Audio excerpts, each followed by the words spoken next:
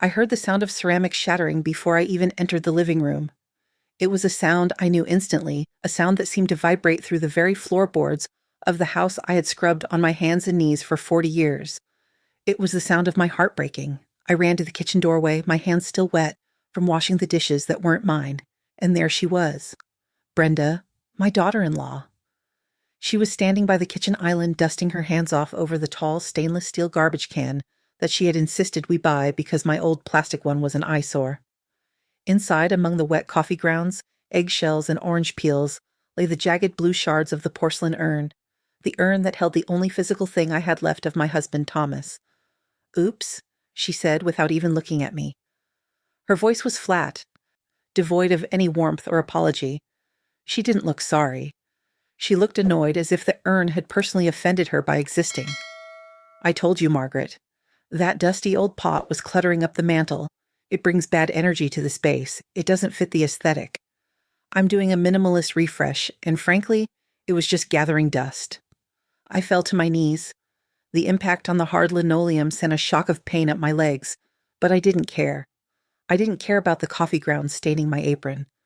I reached into the trash, my trembling fingers frantic, trying to scoop up the gray ash with my bare hands, trying to separate the remains of the man I loved from the garbage of the morning breakfast. I cut my finger on a piece of the blue porcelain, a shard of the sky-colored vase we had picked out together just weeks before he died. But I didn't feel the cut. I only felt the cold, damp ash mixing with the refuse. "Stop it," Brenda laughed, a cold, sharp sound that echoed off the granite countertops. "God, you are so dramatic. It's just dust, Margaret." "Dust is dust. It's carbon. Vacuum it up and let's move on. You're making a mess on the floor I just mopped." I looked up, tears blurring my vision, searching for the one person who should have stopped this. My son, Jason. He was sitting at the island not 5 feet away, eating a piece of sourdough toast with avocado, scrolling through his phone. He didn't move. He didn't jump up to help me. He didn't yell at his wife for desecrating his father's remains. He just looked at his phone, sighed as if I were the inconvenience, and said, "Mom, please, don't make a scene. Brenda is just trying to modernize the place. You know how important flow is to her." In that moment, kneeling on the kitchen floor, covered in ash and refuse, watching my own blood mix with the coffee grounds, I realized that the son I raised was gone. The boy who used to cry when he stepped on a bug, the boy who used to sit on his father's lap and listen to stories about the stars, had been replaced by this stranger. A stranger in a designer shirt who let his wife treat his father's memory like trash because he was too weak, or perhaps too comfortable, to stand up for the woman who gave him life. My name is Margaret. I am 68 years old, and this is the story of how I was pushed out of my own home, erased from my own family, and how a single document hidden in a safety deposit box changed everything. They thought I was just a weak old woman who would cry and sweep up the mess. They thought I was a piece of old furniture they could toss out when I no longer matched the decor. They didn't know that while I was on my knees, I wasn't just crying. I was planning. Have you ever given everything to your children, sacrificing your own dreams and comfort, only to have them treat you like a burden when you got old? Tell me your story in the comments. I want to know I'm not alone in this feeling. It hadn't always been this way. This house, this beautiful 4-bedroom colonial with the wraparound porch, Thomas and I bought it 40 years ago. We scraped every penny we had. I worked double shifts at the diner, coming home with feet so swollen I had to soak them in ice water every night. Thomas worked construction, pouring concrete until his back gave out and his hands were permanently calloused. We built this life for Jason. We planted the oak tree in the backyard on Jason's first birthday, imagining him swinging from its branches. We painted this kitchen yellow because Thomas said it reminded him of my smile. Every scratch in the hardwood floors had a story. The time we moved the piano, the time Jason dropped his bowling ball, the time we danced in the living room on our 25th anniversary. When Thomas passed away 2 years ago, I was lost. The silence in the house was deafening. I would wake up in the middle of the night reaching for him, only to find the cold, empty space on the other side of the bed. The house felt too big, too full of memories that hurt to look at. That's when Jason suggested he and Brenda move in. He told me they wanted to save money for a few years before buying their own place, but he framed it as a favor to me. "We'll take care of you, Mom," he had said, holding my hand across the dining room table. "You shouldn't be alone in this big old house. We can help with the bills, with the maintenance. It'll be like old times. I thought it was an act of love. I thought my son was returning to the nest to comfort his grieving mother. I was so blinded by grief and the desperate need for family that I didn't see the way Brenda looked at the house. I didn't see the dollar signs in her eyes when she looked at the crystal chandelier Thomas had bought me in Italy. I didn't notice the way she sneered at the floral wallpaper in the hallway. I only saw my son coming home. The invasion happened slowly at first, subtle changes that I convinced myself were just compromises of living together. It started with the smell. Brenda complained that the house smelled musty and old. She went around plugging in these artificial air fresheners that smelled like chemical rain and aggressive linen, masking the scent of the lavender potpourri I had made from my own garden. Then came the decluttering. Brenda called herself a minimalist, but I soon learned that was just a fancy word for erasing me. One afternoon, I came home from the grocery store to find my collection of porcelain figurines, little angels and shepherds I had collected since I was 20, gone from the display cabinet. The cabinet was empty, wiped clean. When I asked her about it, she waved her hand dismissively. "Oh, those spooky little dolls?" I boxed them up and put them in the garage. They were collecting dust, and honestly, Margaret, they're a bit creepy. We need clean lines in the living room. I felt a sting in my chest, but I bit my tongue. Maybe she was right, I told myself. Maybe I was just holding on to too much stuff. I went to the garage and found them dumped haphazardly into a cardboard box, some of them chipped. I wrapped them in newspaper, my tears wetting the pages, and hid them in the back of the closet. I didn't want to cause a fight. Jason seemed happy having her there, and I didn't want to be the difficult mother-in-law. But it didn't stop there. It escalated. The next month, it was the furniture. I came downstairs to find two men hauling Thomas's favorite recliner out the front door. It was a sturdy leather chair, worn in the seat and arms where he had rested for 30 years. It was the chair where he held Jason as a baby, where he watched football games, where he took his Sunday naps. "Stop," I cried out, dropping my purse. "What are you doing with that chair?" Brenda walked out of the kitchen, sipping a green smoothie. "Relax, Margaret. We're donating it. It's falling apart, the leather is cracked, and it's completely out of style. I ordered a gorgeous sectional that's arriving tomorrow, gray tweed. Very mid-century modern. It's going to open up the whole room." "But that's Thomas's chair," I whispered, my voice trembling. "I sit in it sometimes. It smells like him." Brenda rolled her eyes, a gesture that was becoming her default response to my existence. "Margaret, you have to let go. You can't live in a museum of dead people. It's morbid. Besides, Jason agrees, it's an eyesore." I looked at Jason, who was pretending to fiddle with the thermostat. "Jason?" I asked. "You agreed to this?" He didn't look at me. "Mom, the chair's pretty beat up." "Brenda has a vision for the house. We just want it to look nice. For you. For me." Everything was always for me. They were erasing my life for my own benefit. I watched the truck drive away with the chair, and I felt another piece of Thomas disappear. That night, I sat on the hard wooden dining chair because there was nowhere else to sit in the living room, staring at the empty spot on the rug where the recliner used to be.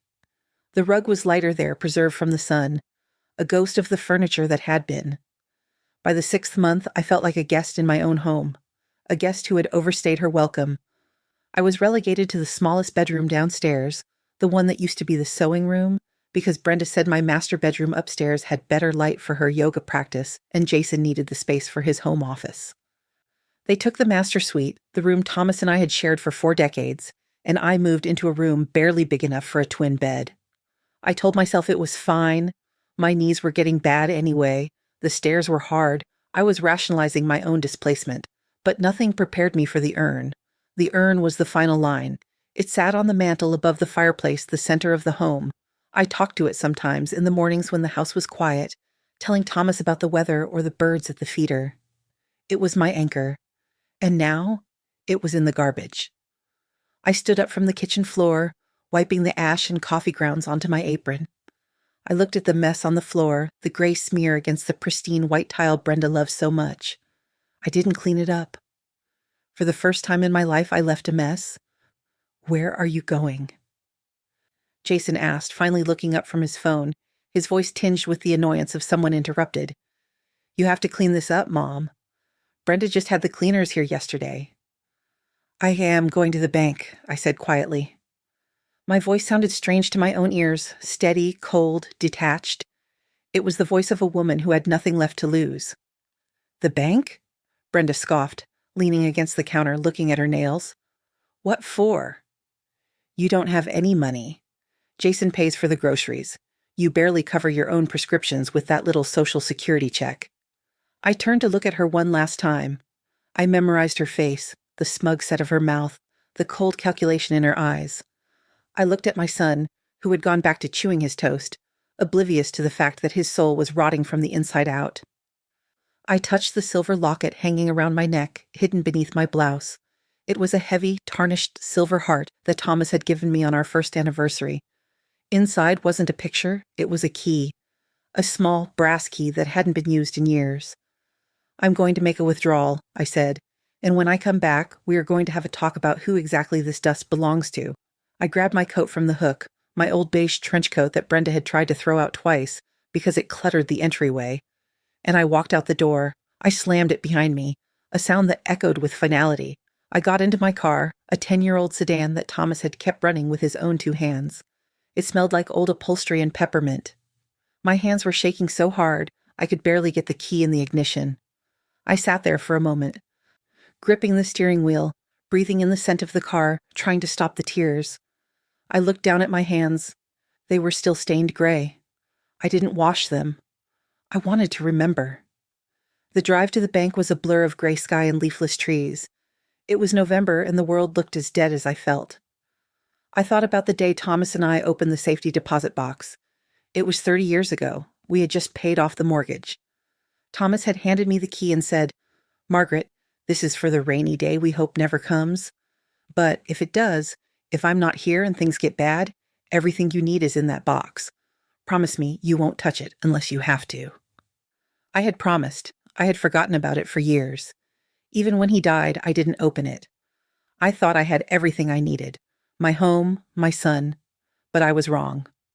The rainy day had come. It wasn't a storm outside, it was a hurricane inside my kitchen. I walked into the bank, ignoring the strange looks from the teller who saw the dirt on my coat and the ash on my hands. I went straight to the vault attendant. "Mrs. Miller," he said, recognizing me. "It's been a long time." "Yes, it has," I said. "I need to access box 402. He led me into the quiet, cool room lined with metal drawers. The silence there was different than the silence in my house. It was respectful. It was secure. He unlocked his side, and I pulled the locket from my neck, opening it to retrieve the small brass key. My hand was steady now. I inserted the key and turned it. The lock clicked, a satisfying heavy sound of metal on metal. I pulled the long metal box out and carried it to the private viewing table. I sat down and took a deep breath. I hadn't looked inside this box in decades. I opened the lid. Inside, there was a stack of papers, yellowed with age, and a thick envelope. I moved the papers aside, birth certificates, marriage license, the original deed to the house. I picked up the envelope. It was sealed with wax, Thomas's old way of being dramatic and romantic. On the front, in his handwriting, it said, "For Margaret, to be opened only if the house is threatened." I felt a sob catch in my throat. He knew. Somehow, he knew. He knew that the world was hard, and that even the people we love could turn into strangers. I broke the seal and pulled out the document. It wasn't just a letter. It was a legal document, notarized and dated, along with a bank book. I read the document. My eyes widened. I read it again. I couldn't believe it. I looked at the bank book. The balance, the compounding interest over 40 years. It was staggering. Thomas hadn't just been a construction worker. He had been investing. Every bit of overtime, every side job, he had put a portion away secretly, building a fortress for me that I didn't even know existed. But the document was the real weapon. It was a clause attached to the deed of the house, something he had set up with his lawyer brother years ago. A life estate clause with a twist. It stated that while the house would pass to Jason upon our death, the exclusive and revocable right of possession remained with me until my death. And it had a specific addendum. If the surviving spouse is coerced, mistreated, or displaced from the primary master suite, the transfer of deed is null and void, and the property reverts to a trust managed by— I read the name of the executor. It wasn't Jason. It was Mr. Henderson, the toughest, meanest lawyer in town, who happened to be Thomas's old army buddy. I sat there in that small room and I laughed. It was a dry, raspy sound. Thomas had protected me from the grave. He had foreseen a day when his son might be weak and his wife might be vulnerable. I put the papers in my purse. I didn't take the money, not yet. I didn't need the money to win this. I needed the law, and I needed to teach my son a lesson he would never forget. I drove back to the house. The sun was starting to set, casting long shadows across the lawn. The house looked beautiful from the outside, the white siding, the black shutters. A perfect American dream, but inside it was a battlefield. I walked up the porch steps. I could see the blue flicker of the television through the living room window. They were sitting on that new gray sectional, watching a reality show, probably laughing, probably drinking wine. They thought I was defeated.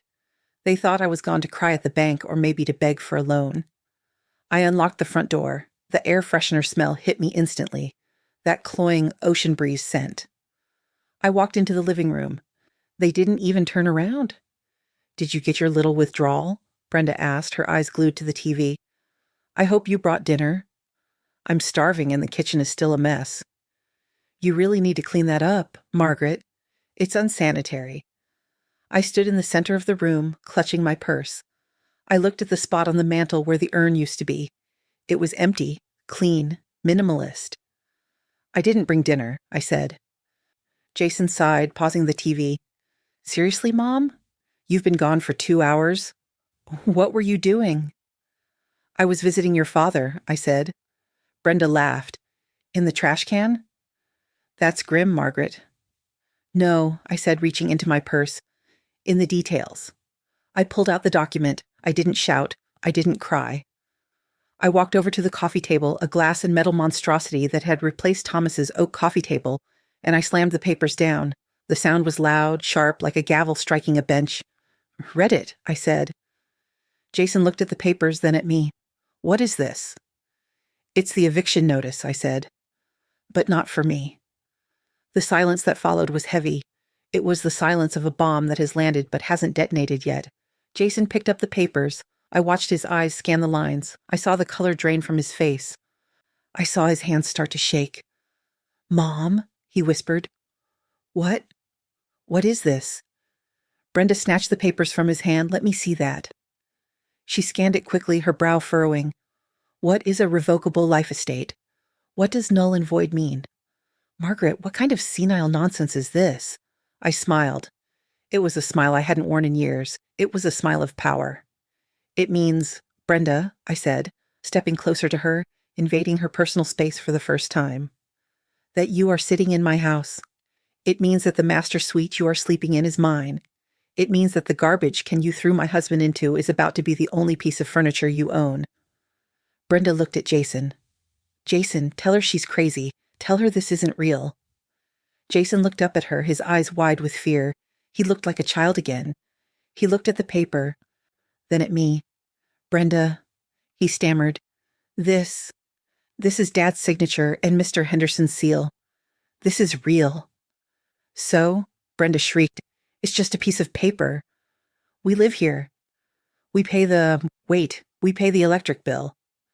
"That gives us rights." I laughed again. "You pay the electric bill?" "Honey, I own the wires. I own the walls. I own the dirt under the foundation. And as of this moment, I'm exercising my right to exclusive possession." "What are you saying?" Jason asked, his voice cracking. "I'm saying you have 24 hours, I said. Not a minute more. I want you out. Both of you. And take your minimalist gray sofa with you. I have a recliner to buy back." I turned around and walked toward the hallway. I didn't go to the small sewing room. I walked straight to the stairs. "Where are you going?" Brenda yelled. "You can't just walk away." "We need to talk about this." "I'm going to my room," I called back, my hand on the banister. "The master suite. I'm going to take a bath in my tub, and if I hear one more peep out of either of you, I'm calling Mr. Henderson. And trust me, he's dying to have a conversation with you." I climbed the stairs, my heart pounding in my chest, but my legs felt light. I felt 20 years younger. I reached the top of the landing and looked down at them. They looked small. They looked terrified. They looked like strangers. But this was only the beginning. I knew Brenda wouldn't give up that easily. I knew she would fight. She was a leech, and leeches don't let go until you burn them off. And I had plenty of fire left. As I closed the door to the master bedroom, my bedroom, I leaned against the wood and let out a long breath. The room smelled like Brenda's perfume, sickly sweet and artificial. I walked to the window and opened it wide, letting the cold November air rush in. I needed to clear the air because the war for my home had just started, and I wasn't going to lose. Have you ever had to stand up to your own family to protect your dignity? It is the hardest thing a mother can do. But sometimes, love means drawing a line in the sand. I sat on the edge of the bed they had bought, a low platform thing that hurt my back just looking at it, and I waited. I knew the retaliation was coming. I knew Brenda was down there right now, whispering in Jason's ear, plotting, twisting the knife. But they forgot one thing. I was the one holding the handle. I didn't sleep that night. How could I? I was lying in a bed that wasn't mine, in a room that used to be my sanctuary but now felt like a stranger's hotel room. The master bedroom, the room where Thomas and I had whispered our dreams in the dark for 40 years, had been stripped of its soul. The soft, butter-yellow walls I loved were now a harsh, clinical grage. That terrible color Brenda insisted was the height of sophistication. My oak dresser was gone, replaced by a sleek white laminate thing that looked like it belonged in a hospital. The photos of our anniversary trip to Maine, the framed needlepoint my mother made, the little ceramic dish where Thomas put his watch every night, all gone. Erased. I lay on top of the duvet, still in my clothes, clutching the legal document to my chest like a shield. I stared at the ceiling fan spinning slowly above me. It was the only thing they hadn't changed. Probably because it was too high up to reach easily. The rhythmic wub wub wub of the blades was a familiar comfort in a sea of alien furniture. It reminded me of the nights when Jason was a baby, colicky and crying, and I would walk him back and forth under this fan until he fell asleep on my shoulder. Downstairs, the house was not silent. I could hear them. The muffled sounds of angry whispers rose through the floorboards like smoke. I heard Brenda's sharp staccato tone, pacing back and forth in the living room. I heard Jason's low, pleading rumble. Occasionally a voice would raise, "It's insane, Jason," or "Do something," before being hushed again. They were plotting. I knew it. They weren't packing boxes, they were sharpening knives. Around 2 a.m., I heard footsteps on the stairs. Slow, deliberate steps. They paused outside the bedroom door. The doorknob jiggled, locked. I had engaged the old brass privacy lock the moment I entered, praying the mechanism still worked after years of disuse. It held. "Mom?" Jason's voice came through the wood, soft and wheedling. "Mom, are you awake? We need to talk. You're being unreasonable. Please, open the door." I held my breath. I didn't answer. I wasn't going to negotiate with terrorists through a closed door at 2 a.m. "She's asleep, Jason," Brenda hissed from the hallway, her voice dripping with venom. "Or she's pretending. Leave her. We'll deal with this in the morning. I've already sent the email." Sent the email? To whom? A lawyer? A doctor? The police? A chill went down my spine that had nothing to do with the open window. I pulled Thomas's old quilt, which I'd rescued from the linen closet before locking myself in, tighter around my shoulders. I sat up and looked out the window at the dark street below. The streetlights cast long orange shadows on the pavement. It was the same view I had looked at for decades, but tonight the neighborhood felt different. It felt like I was the watchman in a tower, guarding a fortress under siege. I waited for the dawn. When the sun finally began to bleed gray light through the sheer curtains, I stood up. My joints were stiff and my head pounded from lack of caffeine, but my resolve was harder than granite. I went into the master bathroom. At least they hadn't ripped out the bathtub yet, the deep clawfoot tub Thomas had refinished for me. But the counter was littered with Brenda's expensive creams and serums, bottles promising agelessness and renewal. I swept them all into a small plastic bin under the sink. I washed my face with cold water, looked at my reflection in the mirror. The dark circles under my eyes, the lines of worry etched around my mouth, and I straightened my spine. "You are Margaret Taylor," I whispered to the reflection, "and you own the dirt under this foundation." I unlocked the bedroom door and stepped out into the hallway. The house was quiet now. The air was stale, heavy with the tension of the night before. I walked down the stairs, listening to the creak of the third step, the one Thomas always meant to fix. I walked into the kitchen. They were there, sitting at the island just like yesterday. But the dynamic had shifted. Yesterday, they were the masters of the house, ignoring the old woman. Today, they looked like conspirators caught in the act. They were dressed, Jason in his work suit, Brenda in a sharp black blazer and jeans. They had coffee mugs in front of them. There was no mug for me. "Good morning," I said. My voice was raspy but steady. Jason jumped a little, spilling a drop of coffee on the counter. He looked exhausted. His eyes were red-rimmed, his tie crooked. Brenda didn't jump. She turned on her stool slowly, fixing me with a look of icy calm that was far more terrifying than her screaming. "Did you sleep well in my bed?" Brenda asked, taking a sip of her coffee. "I slept in my bed," I corrected, walking over to the coffee pot. It was empty, of course. "And I noticed you haven't started packing. The 24 hours started at 5:01 p.m. yesterday. You have until this evening." Brenda laughed, a short, humorless bark. "Margaret, sit down. We need to explain reality to you."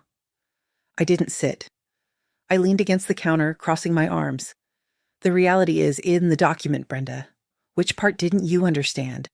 The revocable part or the get out part?" "We spoke to a lawyer last night," Jason said, his voice pleading. "Mom, you can't just kick us out. We have tenant rights. We've lived here for 2 years. We receive mail here.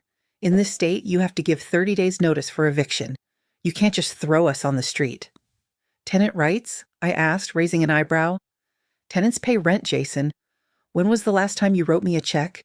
Tenants don't throw the landlord's husband in the garbage. You are guests who have overstayed their welcome." "We contribute," Brenda snapped. "We pay the utilities. We paid for the internet. That establishes residency. If you try to lock us out, we will call the police and they will let us right back in. And if you try to enforce that dusty old piece of paper, we will tie you up in court for months. Do you have the money for a legal battle, Margaret?"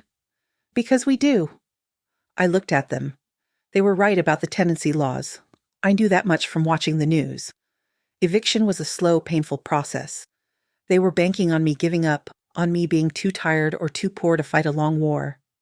"I don't need a court to make you leave," I said softly. "I just need you to have a conscience. But I see we are past that." "We aren't leaving," Brenda said, standing up. She was taller than me, looming over the kitchen island. "In fact, we are going to accelerate the plan. Jason, tell her." Jason looked down at his hands. "Mom, we think you're confused.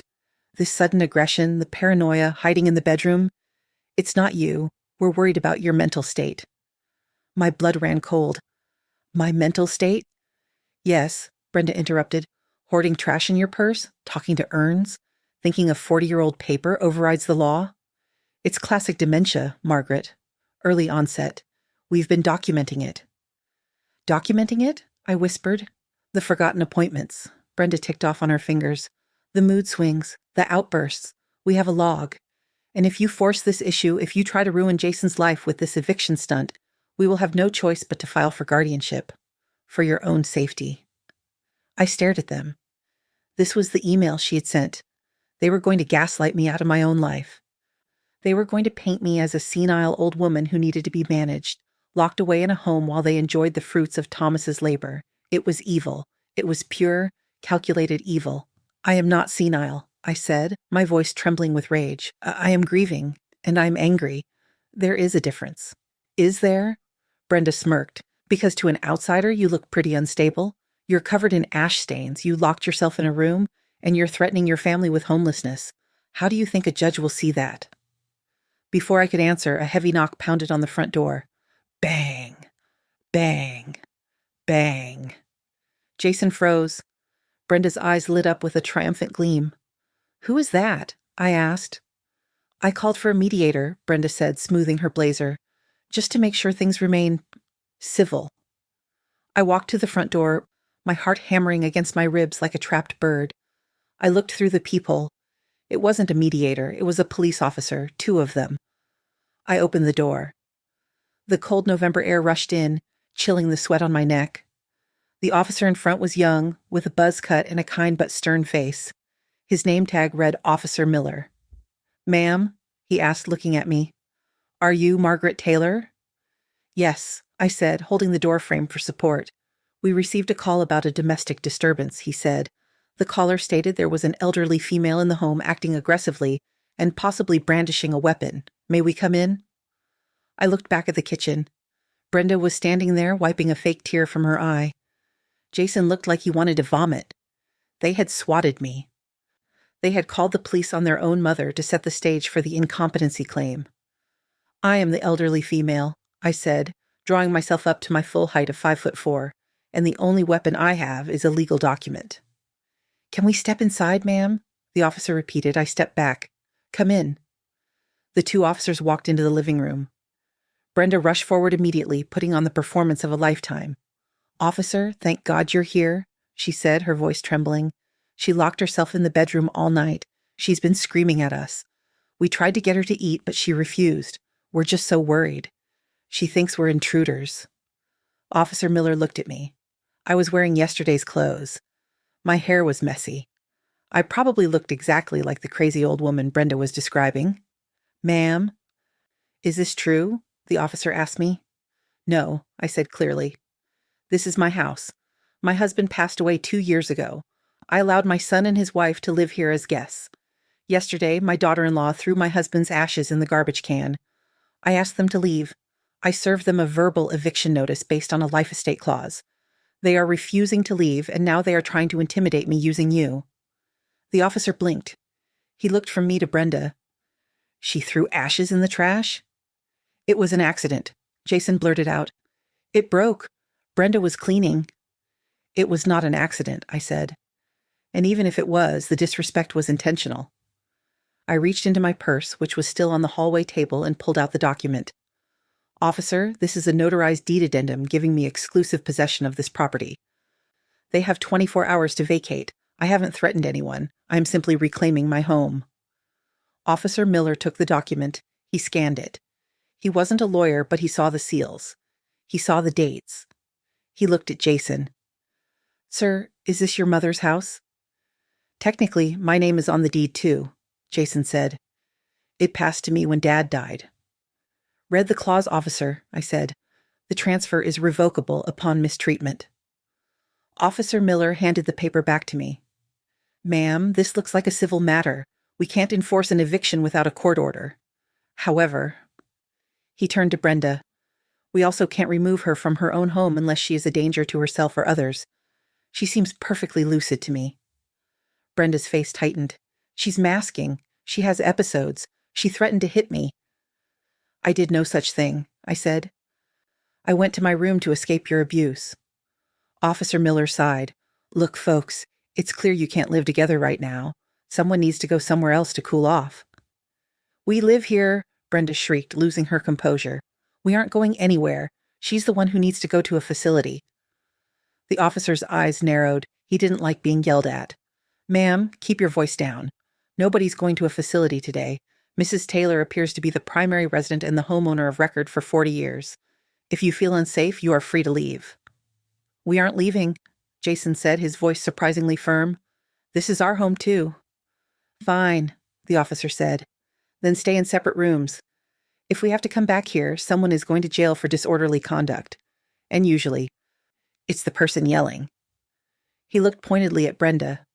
Do we understand each other? Yes, I said. Brenda crossed her arms and looked away, fuming. The officers left. The door clicked shut, and the silence that returned to the house was heavier than before.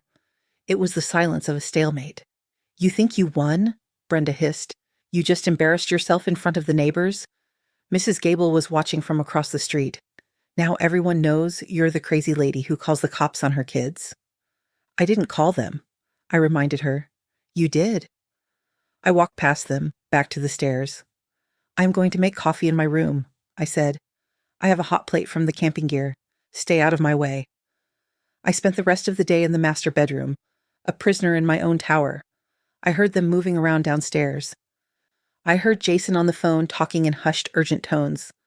I heard Brenda clanging pots and pans, making a show of occupying the kitchen. Around 4 p.m., I realized I needed food. I hadn't eaten since yesterday's breakfast. I waited until the house seemed quiet, then cracked my door open. I heard the TV blaring in the living room. They were distracted. I crept downstairs, feeling like a thief. I went into the kitchen. On the counter, near the mail pile, was Jason's laptop. It was open. The screen was glowing. I walked over to the fridge to get some cheese, but my eyes were drawn to the screen. It was an email draft. The subject line read, "Listing agreement, 124 Oak Street, urgent." My heart stopped. I stepped closer, my hand hovering over the trackpad. I knew I shouldn't snoop. It was wrong. But they had forfeited their right to privacy when they threw Thomas in the trash. I read the email to Mark Realtor, luxuryestates.com, from Jason Taylor, 85, subject listing agreement, 124 Oak Street, urgent. Hi, Mark. We are ready to move forward. The old woman is becoming a problem, but Brenda says we can get power of attorney within the month if we document enough incidents. We need to have the listing ready to go live the second the paperwork is signed. We are looking for a cash buyer, quick close. We know the market value is $550K, but we will take $450K for a fast sale. We have debt to clear. We need the cash to secure the condo in the city. Let us know how quickly you can stage it. We plan to move her to the Shady Pines facility by the 1st of the month. Thanks, Jason, I gasped, my hand flying to my mouth. They weren't just living here, they were selling it. They were going to sell Thomas's legacy, the house he built with his broken back, for a quick cash infusion to buy a condo, and they were going to put me in a home. Shady Pines. The cheapest, saddest nursing home in the county. I had visited a friend there once. It smelled of urine and despair. We have debt to clear. That was the key. They were in debt. That's why they moved in. That's why they were so desperate. They were broke. The minimalism, the modernization, it was all a setup to flip the house. I stared at the screen, the blue light reflecting in my eyes. The anger that had been burning in my gut turned into something colder, something sharper. It turned into resolve. They wanted a war. They wanted to document incidents. They wanted to play legal games. I wasn't going to give them incidents. I wasn't going to scream. I was going to destroy their plan from the inside out. I pulled out my phone and took a picture of the screen. Then I took a picture of the open mail on the counter, past due credit card notices, a final notice on a car loan. I gathered my evidence. I heard the toilet flush in the downstairs powder room. Jason was coming out. I moved quickly, stepping away from the laptop, grabbing an apple from the bowl. When Jason walked into the kitchen, I was leaning against the sink, calmly polishing the apple on my shirt. "Hey," he said, startled. He looked at the laptop, then at me. He rushed over and snapped the lid shut. What are you doing?" "Just getting a snack," I said. "And Jason?" "Yeah?" He looked sweaty. Guilt was oozing out of his pores. "I remember Shady Pines," I said. "Your father and I visited Mrs. Higgins there. She died of a bedsore infection." Jason turned pale. Why are you bringing that up?" "No reason," I said, taking a bite of the apple. It was crisp and tart. Just reminiscing. You know, old people love to talk about the past, before they lose their minds. I walked past him, heading back to the stairs. I felt his eyes boring into my back. He knew I knew. Or he suspected. The paranoia was shifting. It wasn't mine anymore. It was his. I went back to my room and locked the door. I sat at Thomas's old desk, the one piece of furniture in the room they hadn't moved because it was too heavy, and I laid out my phone, the legal document, and the bank book. I had the proof of their intent. I had the deed. And I had the money. But I needed one more thing. I needed to separate them. Jason was weak. Brenda was the ringleader. If I could break Brenda's hold on him, the house of cards would fall, and I knew exactly how to do it. I picked up my phone and dialed a number I hadn't called in 20 years. "Hello?" a gruff voice answered. "Mr. Henderson," I said. "It's Margaret Taylor, Thomas's wife." "Margaret," the voice softened. "I heard about the urn. The whole town is talking about it. That police scanner is a noisy thing." "I need a favor, Bob," I said. "I need you to come over tomorrow morning, and I need you to bring the nuclear option file Thomas left with you." "Are you sure, Margaret?" he asked. "Once we open that box, there's no going back for the boy. He gets cut off completely." I looked at the photo of the email on my phone. Shady Pines by the 1st. "I'm sure," I said. "He's not my son right now. He's our hostage, and I'm going to negotiate his release or his ruin." "I'll be there at 9 a.m., Henderson said. I hung up. Outside, the sun was setting again. Another day of the siege was over, but tomorrow, The cavalry was coming. And Brenda had no idea that the crazy old woman upstairs was about to drop a bomb that would blow her minimalist refresh straight to hell. Have you ever discovered a secret that changed how you saw your own family? I stared at the closed door of my bedroom, listening to the murmurs downstairs. They were planning my exit. But they didn't know I was planning their eviction. And this time, I wasn't going to be polite about it. The next morning, I woke up before the sun. The air in the master bedroom was cold, the window still open from the night before. But I didn't feel the chill. I felt a strange, vibrating heat in my chest, the adrenaline of a soldier on the morning of the final battle. I showered in the bathroom that Brenda had cluttered with her creams, scrubbing my skin until it was pink, washing away the feeling of being a guest in my own life. I dressed slowly, deliberately. I didn't put on the comfortable housecoat I usually wore. I put on my Sunday best, a navy blue skirt suit that Thomas had bought me for our 35th anniversary. It was structured, dignified, and armored. I pinned my hair up. I put on my pearl earrings. I looked in the mirror. The tired old woman from yesterday was gone. Margaret Taylor was ready. Downstairs, I could hear the domestic sounds of my enemies. The coffee grinder whirring, the clatter of spoons, the murmur of the morning news. They were acting normal. They were confident. They thought the police visit yesterday was a desperate last stand of a dying animal. They thought the incident was logged, the narrative set. They had no idea that the executioner was driving a Lincoln Town car toward our driveway at this very moment. I walked down the stairs at 8:55 a.m. exactly. I carried my purse, my phone, and the silver locket around my neck. When I entered the kitchen, the scene was almost identical to the day before, except the tension was thicker, curdled like old milk. Jason looked up from his oatmeal. He looked terrible. His skin was gray, his eyes shifty. He knew what he had typed on that laptop. He knew the betrayal he was cooking up. Brenda, on the other hand, looked fresh, victorious. She was scrolling on her tablet, probably looking at condos in the city, mentally spending the money she thought she would get from selling my home.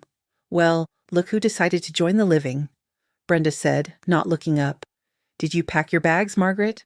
We can drop you off at the shelter on our way to work if you're still refusing to be reasonable. I'm not going anywhere, I said, pouring myself a glass of water, but we are expecting company. Brenda frowned, finally looking at me. Company? Who? If you called those cops again, I swear to God, Jason will file the incompetency paperwork by noon. Not the police, I said, checking my watch. Although, looking at you, I think a lawyer is more appropriate. As if on cue, the heavy thud of a car door closing echoed from the driveway. Heavy, authoritative footsteps crunched up the front walk. Jason stood up, wiping his mouth nervously. Who is that? Mom? I walked to the front door and opened it before Mr. Henderson could knock. Robert Henderson stood there looking like a granite statue in a trench coat. He was 70 years old, 6'2", with a shock of white hair and eyebrows that looked like birds of prey. He carried a battered leather briefcase that looked like it had survived wars because it had. Margaret, he rumbled, his voice deep and gravelly. He didn't smile. This wasn't a social call. Robert, I said, thank you for coming. Please come in. I led him into the living room. Jason and Brenda had followed me from the kitchen, their curiosity getting the better of them. When Jason saw Mr. Henderson, his face went pale. He remembered him. Mr. Henderson had been at Thomas's funeral, looming in the back like a dark cloud. He was the kind of lawyer who didn't chase ambulances. He buried them. Mr. Henderson? Jason stammered. I thought you retired. I did, Henderson said, placing his briefcase on the coffee table, right on top of Brenda's stack of minimalist living magazines. But for the Taylor family, I make exceptions. Hello, Jason. You look like your father. Shame you don't act like him. Brenda bristled. She didn't like being ignored, and she certainly didn't like being insulted by proxy. She stepped forward, crossing her arms. Excuse me? Who are you? We didn't invite you here. This is a private residence. Henderson turned his head slowly to look at her. He looked at her like she was a smear of dirt on his shoe. I am the executor of the Thomas Taylor estate, and this residence is private, yes. It belongs to the trust. Which makes you, young lady, a trespasser if I decide you are. We live here, Brenda shrieked, her voice rising an octave. Jason is on the deed. Sit down, Henderson barked. It wasn't a request. It was an order. Jason sat. He collapsed onto the gray sofa as if his strings had been cut. Brenda hesitated, her face flushing red, but she sat next to him, gripping his hand. I sat in the dining chair I had dragged in from the other room, facing them. Henderson stood. He was the judge, jury, and executioner. He clicked the latches of his briefcase. Snap, snap. The sound was loud in the silent room. He pulled out a thick file folder bound in red string. He slowly unwound the string. "Jason," Henderson began, his voice deceptively calm. "Your mother called me yesterday. She told me about the urn. She told me about the threats. And she told me about the eviction notice she served you." "It's not valid," Brenda interrupted. "We looked it up. You can't evict family without 30 days' notice, and we have concerns about her mental health." Henderson ignored her completely. He kept his eyes on Jason. "Your father, Thomas, was a simple man. He worked hard, he loved hard, but he wasn't stupid. He knew that money changes people. He knew that grief makes people vulnerable, and he knew that sometimes wolves come dressed in wedding dresses." Brenda gasped. "How dare you?" "So," Henderson continued, pulling a document from the file, "he created the nuclear option, a fail-safe clause in the family trust. Do you know about the trust, Jason?" Jason shook his head, sweat beading on his upper lip. "No. Dad said he just had the house in the savings account." "He lied," Henderson said flatly. "Your father invested in municipal bonds and real estate for 40 years. He amassed a portfolio worth approximately $2.5 million. The silence that sucked the air out of the room was absolute. I watched Brenda's face. Her jaw dropped. Her eyes widened. The anger vanished, replaced by a sudden, hungry greed. I saw her doing the math. $2.5 million. "Wait," Jason whispered. "2 million?" 2.5, Henderson corrected. "And it was all supposed to go to you, Jason. Upon your mother's passing, it was designed to set you up for life, to pay for your children's education, to secure the Taylor legacy." Brenda squeezed Jason's hand, her nails digging in. "Jason, oh my God. Honey, did you hear that? We're rich." She looked at me, a fake, terrifying smile plastering onto her face. "Margaret, why didn't you tell us? We've been stressing about money for no reason. We can fix the house up properly now. We can—" "Quiet," Henderson said. The word was soft, but it stopped her cold. "I said was supposed to go to you," Henderson said, looking at Jason with pity. "There is a condition, a conduct clause. Section 4, paragraph B." He put on his reading glasses and looked at the paper. If the beneficiary, Jason Taylor, or his spouse, engages in acts of coercion, displacement, or elder abuse against the surviving spouse, Margaret Taylor, or attempts to separate her from her domicile, the trust is dissolved immediately regarding the beneficiary. Jason stopped breathing. Brenda froze. "Acts of displacement," Henderson repeated, looking over his glasses. "Like, say, trying to sell the house while she is still living in it, or threatening to put her in a nursing home?" "We didn't do that," Brenda lied, her voice shrill. "We never tried to sell the house. We just wanted to fix it up. You have no proof." I stood up. My legs were shaking, not from fear, but from the sheer weight of the moment. I walked over to the coffee table and placed my phone down, screen up. I opened the photo gallery. I swiped to the picture of the email draft. "List price, $450,000, I read aloud, looking at Jason. "Quick cash buyer, move her to Shady Pines by the 1st. Jason looked at the phone. He looked at me. He looked like he was going to be sick. "You went through my laptop?" he whispered. "You went through my husband's ashes," I countered. Henderson picked up the phone. He looked at the photo. He nodded. "This is intent to displace. This acts as a trigger for Section 4. He dropped the phone back onto the table. It clattered like a gunshot. "So, here's what happens now," Henderson said, closing the file. "Because you violated the clause, Jason, you are disinherited. The entire $2.5 million, along with the title to this house, reverts to the secondary beneficiary." "Secondary beneficiary?" Brenda whispered. Who gets the money?" "The Stray Cat Sanctuary of Greene County and the Historical Preservation Society," Henderson said deadpan. "Your father really liked cats, Jason, and he really hated greedy relatives." "No," Brenda screamed, jumping up. "You can't do that. That's our money. We have debt. Jason, do something. Tell him." Jason sat there staring at his hands. He looked broken. The reality was crashing down on him. He hadn't just lost the house. He had lost the fortune he didn't even know he had. He had traded a diamond for a piece of glass. "It's done," Henderson said, standing up. "I filed the paperwork this morning when Margaret sent me the photo. The trust is locked. The house belongs to Margaret entirely. You have zero equity, which brings us back to the eviction." Henderson pulled 2 envelopes from his jacket pocket. He tossed them onto the coffee table. "You have until 5:01 p.m. today. If you are not gone, the sheriff will arrive to escort you out for trespassing. And Jason, if you try to fight this, I will use that email draft to file elder abuse charges. You'll lose your job. You'll lose your license. You'll lose everything." Henderson picked up his briefcase. He looked at me and nodded, a small, respectful dip of his chin. "Margaret, call me if they give you trouble." He walked out. The front door closed. The silence returned. Brenda stood in the middle of the room, vibrating with rage. She turned to look at Jason. I expected her to comfort him. I expected her to say they would figure it out together. Instead, she slapped him. The sound echoed through the empty living room. Jason's head snapped to the side. He didn't even react. He just took it. "You idiot," Brenda screamed. "You useless, spineless idiot. $2 million. You lost $2 million. "Brenda," Jason whispered. "Don't Brenda me," she yelled, backing away from him as if he were contagious. "I married you because you said you had potential. You said you had assets. You have nothing. You're a broke construction worker's son with a mountain of credit card debt and a mother who hates you." "I thought you loved me," Jason said, his voice cracking. "I loved the life we were supposed to have," Brenda spat. "I'm not going to live in a studio apartment with you and pay off your student loans while you cry about your mommy. I'm done. I am so done." She turned and ran up the stairs.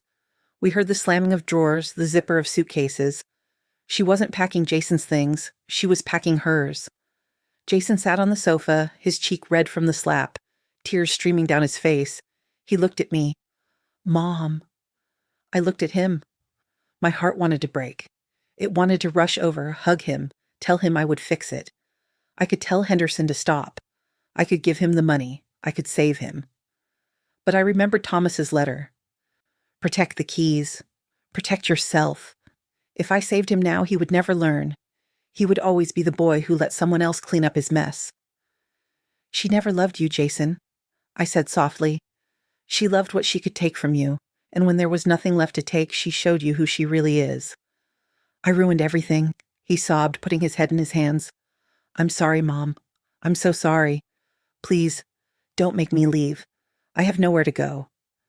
This was the hardest moment of my life. Harder than the funeral, harder than the ashes. "You have to leave, Jason," I said.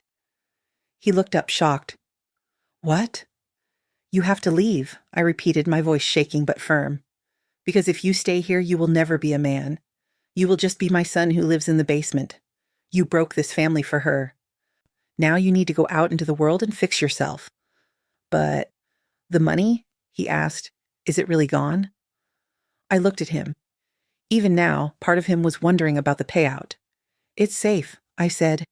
"And it will stay safe until you prove you are the man your father thought you were? That might take a year, it might take 10. But today you are leaving." Brenda came stomping down the stairs 10 minutes later, dragging 2 Louis Vuitton suitcases that I now knew were bought with my son's credit card debt. She didn't look at me. She didn't look at Jason. She walked out the front door, got into her leased BMW, and drove away without a backward glance. Jason watched her go through the window. He stood up slowly. He looked older. He looked smaller. I'll pack my truck," he whispered. It took him 3 hours. I sat on the porch in my rocking chair watching him carry his boxes out. He took the flat-screen TV. He took his clothes. He didn't touch the furniture. He didn't touch the urn, which I'd retrieved from the trash, cleaned, and placed back on the mantel. When he was done, he stood on the porch steps. The sun was setting, painting the sky in bruises of purple and red. "Where will you go?" I asked. "I have a buddy in the city," he said. "I can crash on his couch for a few weeks. I guess I need to find a second job." "That sounds like a plan," I said. He hesitated. Can I call you?" I looked at him. You can call me when you have paid off your debt, and when you can apologize to your father." He nodded, tears spilling over again. He walked to his truck, climbed in, and drove away. I was alone. I walked back inside. The house was quiet. The air freshener smell was starting to fade, replaced by the faint scent of old wood and dust. My dust. I walked to the mantel. I touched the blue urn. It was cracked, glued back together with gold epoxy I had found in Thomas's toolkit while Jason was packing. Kintsugi, the Japanese call it, making something more beautiful for having been broken. "We did it, Thomas," I whispered. "But God, it hurts." I sank into the gray sofa, the uncomfortable modern thing they had bought. It was hard. It was cold, but it was mine. 1 year later, the oak tree in the backyard was turning red and gold. I sat on the back porch, a mug of hot cider in my hands, watching the leaves fall. The air was crisp, smelling of wood smoke and autumn. The house was different now. The gray sofa was gone, sold on Craigslist. In its place was a big, overstuffed floral couch that I found at an estate sale. It wasn't Thomas's chair, but it was comfortable. The walls were yellow again. The porcelain angels were back in the cabinet. I wasn't rich in the way Brenda had thought. The trust was locked down tight, managed by Henderson. I received a monthly stipend, enough to live comfortably, to travel to Maine once a year, to buy the good yarn for my knitting. The rest was growing, compounding, waiting. A beat-up Ford pickup truck pulled into the driveway. My heart gave a little flutter, but I stayed in my chair. Jason got out. He looked different. He was thinner, he had a beard. He was wearing work boots and a flannel shirt, covered in drywall dust. He wasn't wearing a suit. He looked like Thomas. He walked around the back of the house. He was holding a small paper bag. "Hi, Mom," he said, standing at the bottom of the porch steps. He didn't come up unless invited. That was our rule. "Hello, Jason," I said. "You look tired." "Double shifts," he said, rubbing his neck. "We're finishing up that high-rise downtown, but the overtime is good. I paid off the Visa card last week." "That's good," I said. "I brought you something," he said, holding up the bag. Well, I saw it in an antique shop window. It reminded me of the one Brenda broke." He walked up the steps and handed me the bag. I opened it. Inside was a small, delicate porcelain shepherdess. It wasn't expensive. It had a tiny chip on the lamb's ear, but it was beautiful. "Thank you," I said. "I'm sorry, Mom," he said. He said it every time he visited, and every time he meant it a little more. I was so stupid. "Yes, you were," I said. "But you're getting smarter." "I heard she got married again," Jason said, sitting on the top step looking out at the yard. "Brenda, some guy in finance, he has a yacht." "She'll sink that too," I said, taking a sip of cider. Jason laughed. It was a genuine laugh, rusty but real. "Yeah, she probably will." He looked at me. Can I fix that loose step on the porch today?" I brought my tools. I looked at the step. It had been loose for 3 years. Thomas never got around to it. Jason had ignored it for the 2 years he lived here. "I'd like that," I said. He nodded, stood up, and went to get his toolbox from the truck. I watched him work. I watched him measure, saw, and hammer. I saw the sweat on his brow. I saw the focus in his eyes. He wasn't the boy who cried over bugs anymore. And he wasn't the weak man who let his wife throw ashes in the trash. He was becoming something else, something forged in the fire of his own mistakes. I touched the locket around my neck. The key was still inside. The trust was still waiting. Maybe in another 5 years or 10, I would tell him about it. Maybe I would hand him the keys to the kingdom. But not today. Today, he needed to fix the step. Today, he needed to learn that you don't inherit a home. You build it. I leaned back in my chair and closed my eyes, listening to the sound of the hammer. It was a good sound. It sounded like rebuilding. It sounded like peace. Sometimes the greatest gift you can give your children isn't money or a house. It's the consequences of their own actions. And sometimes the only way to save your family is to be willing to lose it first.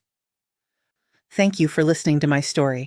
If you have ever had to practice tough love, tell me in the comments. And remember, dust isn't just dust. It's the ground we stand on. Take care of yours.